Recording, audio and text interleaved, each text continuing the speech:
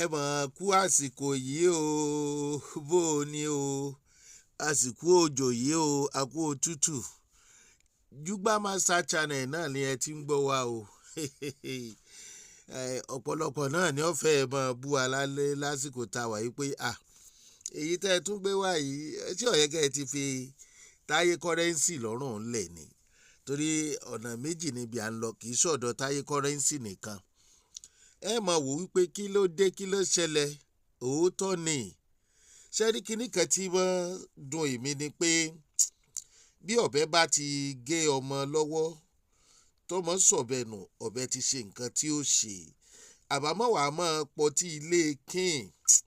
Ó kàn ń dùn mí pé ẹ kàn jẹ́ kí wọ́n máa bu àní. Àwọn tó ju Táyé Currency lọ náà ti sọ̀rọ̀ tó jẹ́ wípé ó di nǹkan tí gbogbo ìlú mọ̀, tó sì padà di idán, eégún ṣubú ó di dán. Ó ti ṣẹlẹ̀, ó ti ṣẹlẹ̀. Ká tún máa wá ṣẹ̀ṣẹ̀ máa wá bí àwọn nǹkan kan pẹ̀lẹ́gbẹ̀ẹ́ kí ayé ó lè bá a rò wípé kì í ṣe àṣìṣe. Bí ẹ bá ti ṣàṣìṣe kò ní parẹ́, ó ti ṣe náà nìyẹn. Àwọn kan jáde, Honorable, mo fẹ́ràn rẹ o, ọmọ tọ́jọ́ bàbá ẹ̀, Honorable ọmọ Táyé Currency. Ẹ ṣáà mọ̀ pé bàbá Honorable ni Táyé Currency. Honorable ọmọ Táyé Currency gan jáde, ó náà sọ̀rọ̀. Àwọn kan náà tó jáde, àwọn náà sọ̀rọ̀.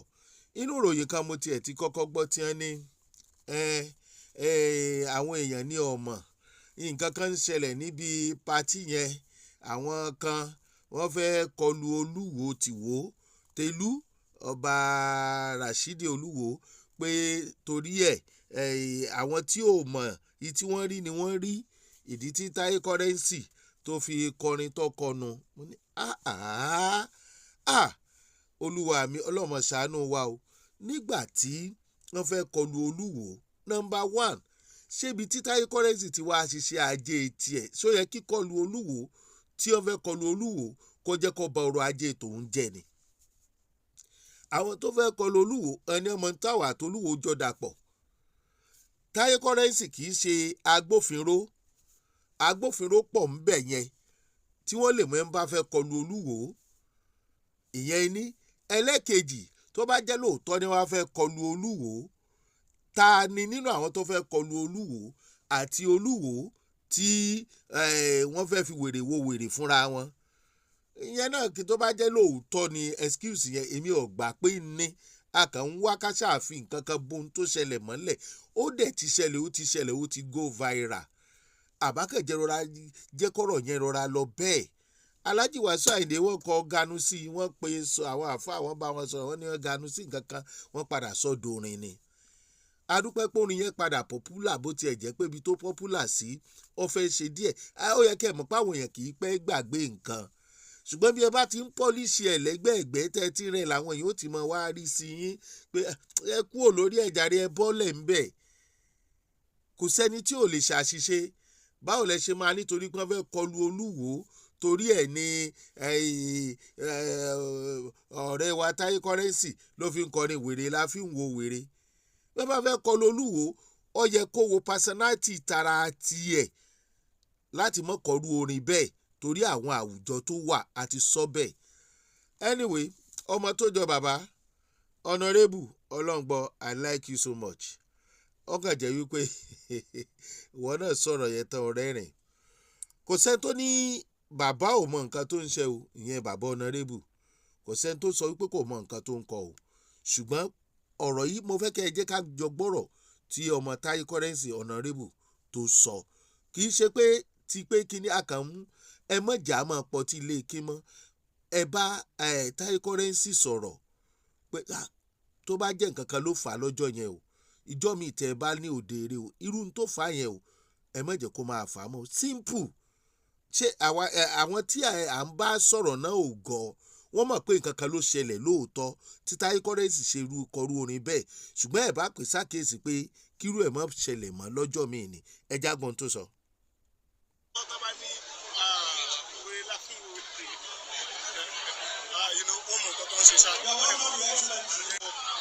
Torí wípé wọ́n mọ̀ nǹkan tó ń ṣe ẹni tá à ń sọ̀rọ̀ nípa Alhaji Taiwo Akande Adébísí Currency òun ṣe pé wọ́n fún program lọ́jọ́ yẹn ọ̀rọ̀ tó dẹ̀ sọ ní orí stage lọ́jọ́ náà mo believe pé wọ́n mọ ibi tí wọ́n ń sọ ọ̀rọ̀ lọ ibi tí wọ́n ń try láti sọ ọ̀rọ̀ sí wọ́n mọ ibi tó ń sọ̀rọ̀ so mi ò fẹ́ káwọn. ọmọ Táyé Currency ni wọ́n mọ iṣẹ́ tí wọ́n ń ṣe ni wọ́n ṣe pé wọ́n yes kò sẹ́ni tó jiyàn ẹni tó mọ iṣẹ́ tó ń ṣe tó yàn láàyò ni wọ́n wá sọ wípé wọ́n mọ ibi tí wọ́n ń sọ̀rọ̀ lọ no ara wọn kọ́ ni wọ́n wá ṣeré fún ara wọn kọ́ ni wọ́n wá play fún gbogbo èèyàn gbọ́dọ̀ mọ ibi tí wọ́n ń sọ̀rọ̀ lọ nísìn ìtí àwọn èèyàn rí ni wọ́n ń sọ jáde ìtawà ń sọ nìyẹn ẹ má jẹ́ ká máa yí ọ̀rọ̀ yìí lọ ibi tí ò yẹ a gbà pé Táyé Currency olórin gidi ni ṣùgbọ́n tó bá wá wáyé bẹ́ẹ̀ àtúnṣe yẹn ni kẹ́ ẹ jẹ́ ká ṣe ẹ má jà fọwọ́ bo ohun tí ò yẹ ká fọwọ́ bò. ọgbà bí ẹni gbàgbọ́ ọtí ẹ jẹ́ ká understand ẹ já wo the good side of the program náà nígbà tó ń kọrin ká má wo pé bóyá the bad side and it is not even the bad side ẹni tó kọrin mọ́. no bad side ni ṣé ẹ mọ̀ pé yàtọ̀ fún orin tí Táyé Currency tó kọ ijó yẹn náà ò normal àfi bí ìgbà tí Táyé Currency ò wá gbádá rí ẹ jẹ́ kí àtúnṣe wà ń bẹ̀ ẹ má jẹ́ àpọ̀tì ilé kín. ok. wọ́n lè máa sọ pé ẹni tó máa ba orin jẹ́ olórin oníkọ́ bólórin ṣe fẹ́ bó ṣe kọ́.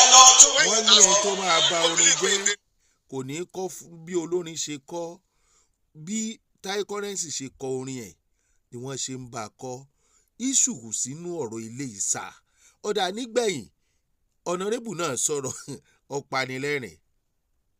kí ló wí. àwọn ni wọ́n lè dá àwọn ẹ̀jú tó máa fi kókó inú ìwé ìròyìn so bọ́tí ni mo tẹ̀ ní tèmi o nítorí kan tó bá nínú wọ́n ń jà láti express feelings and ọba tó jẹ lọ́jọ́ náà wọ́n dẹ̀ tó jà láti express personal feelings wọn sórí stage. kò sí feelings tó yẹ kó mú wèrè la fi wo wèrè wá nírú àwùjọ yẹn kò sí feelings náà. ìlànà ló fún ẹ right to personal feelings ẹ so èmi ò rò pé bóyá nǹkan burúkú ó wà nípa àṣà wa nìbàdàn wọ́n máa ń ní báwo lè máa sọ pé ọmọ ìjà gbòòrò ní ìjà ìbàdàn. no owó là ń wá nìbàdàn nísìnyí kò yẹ kí ìjà gbòòrò wáyé níbi Olúbàdàn tí wọ́n ti ń joyè gbogbo ìjà gbòòrò tí ò bá wáyé kò yẹ kó jáde nínú orin kò sí yẹ kẹ́nìbọ̀dì mọ̀ wípé nǹkan kan ń ṣẹlẹ̀ níbì kan kò sí ẹni tó yẹ kó mọ̀ so ọ̀nàrẹ́bù ìtẹ́ wá sọ láàsìrí tẹ́ fi bú ẹ̀rín o. nǹkan tá a lè ṣe náà nǹkan tó relate mọ́ Ìbàdàn ni so tí a bá gbọ́ tó bá ní wèrè láfún wèrè tó bá ní wèrè láfún wèrè. ṣé ẹ rí i pé ọ̀nàrẹ́bù náà rẹ́rìn ń bẹ̀ yẹn I like that anyway Alhaji Táyé Currency Táyé Adébísí kò sí anybody tí ó ń bu yín nítorí wípé ẹ kọrin yẹn ṣùgbọ́n àwùjọ tẹ́ ẹ ti kọ́ ni wọ́n ń sọ̀rọ̀ lé lórí Ọlọ́run Olódùmarè kò ní jẹ́ ká ṣìṣe ṣìṣe ẹ ní feelings ẹ dẹ̀ lè explain feelings yín fúnra yín instead táwọn èèyàn wá ń bá yín jáde tí wọ́n ń sọ reason even tí honourable fi jáde tó ń sọ reason ẹ̀yin fúnra yín tẹ́ ẹ bá jáde ayé máa tẹ́wọ́ gbà yín ẹ láwọn fans lẹ́yìn gan kò dẹ̀ sẹ́ni tí ìṣe ò lè ṣe lágbára Ọlọ́run ìṣe aburú kò ní ṣe yín ẹ̀yin èèyàn ẹ kàn ń extend ọ̀rọ̀ tí ò yẹ kẹ́ extend ni ẹ má wá excuse fún Alhaji Táyé Currency àtúnṣe wà lọ́wọ́ wọn wọ́n lè jáde kan sọ fúnra wọn bí wọ́n bá sọ fúnra wọn tí wọ́n bá tún ṣeré míì ayé àtún tẹ́wọ́ gbà wọ́n tẹ́wọ́ gbà wọ́n ẹ̀ ní padà dèrò ẹ̀yìn ẹ má jà mọ́ pọtí ilé kí o nítorí pé a fẹ́ràn èèyàn tàbí súnmọ́ wa tí ayé bá ti ń complain kò ṣe àṣìṣe ẹ má jà fi excuse wa lórí àṣìṣe.